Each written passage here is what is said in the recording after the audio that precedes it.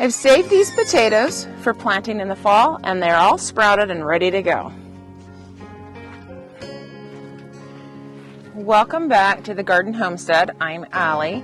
It's August and it's time to start planting potatoes, at least for us here in our Zone 8.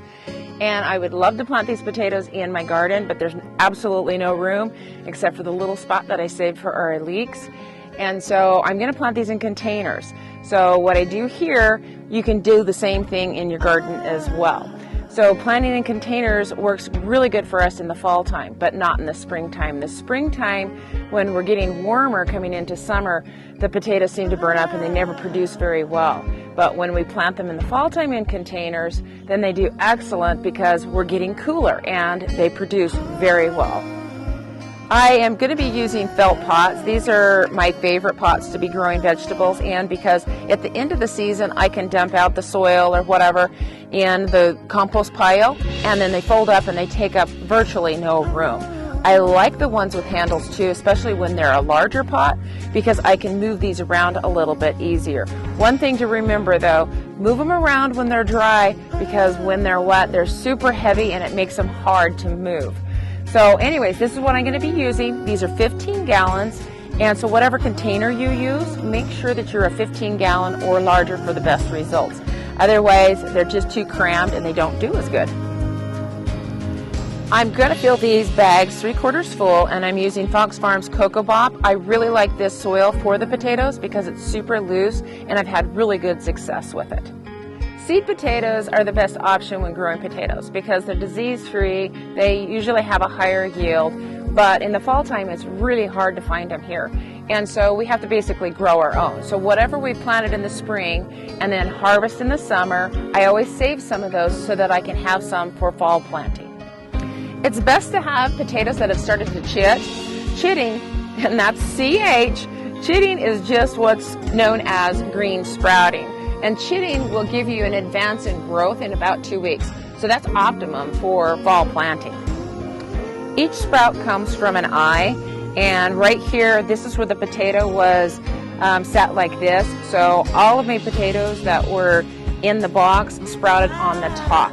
But there can be several eyes in a potato. Usually there's a little indentation. You can see just a tiny little starting to sprout right here. But you need at least one sprout for planting. You can cut your potatoes in half or quarter or even more if you have enough eyes. Just when you do that, you want to make sure that they have a chance to heal. Basically, they're kind of producing a scab, a protective layer over the surface of where you've cut. So this one was cut about 24 hours ago, and this one was 12 hours ago. You can see the difference in color. So I like mine to be cut 24 to 48 hours before I actually plant them. That way you have less of a chance of disease entering, wireworms, and less chance of rot in the soil. Once your potatoes have healed over, it's time to plant. If you don't have enough time and you just got to get it done, you can actually just take the whole potato and go ahead and plant that too. You just won't get as many, and that's okay too. So we're going to do this the same way as we would in the garden. So if you don't have bags and you do it in the garden, then that's okay too. So make sure that when you plant them that the sprout is up, and I'm just going to nestle these guys right in under the soil. And that's what's nice with the potting soil, because it's so loose you can just sink them right in. And I'm putting in 3 per bag, and I'm doing the Yukon Golds in one, and I'm going to put some Pontiacs in this other bag.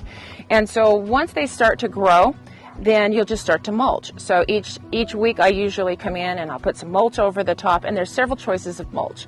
You can use grass clippings, which really work pretty good, and you can just sprinkle an inch layer maybe once a week in there, and that's just fine. You can use compost that you've made. That's one of the things that I really like to use, and I'll just sprinkle that in. You can mix the two too. There's also a choice of hay if you have access to hay. If you have a lot of stubble, then that doesn't work as good, but if you've got some that's mixed with the leaves, and a lot of times you can find this just from farmers or that have some hay that's gone bad, and that works perfect for this. So just do a layer of an inch or two, and that's ample usually until you get to the top. So as they grow, mulch, don't cover all the leaves, just basically cover the stems. and then it'll be full, and then once your potatoes start to flower, you know it's just about time to harvest.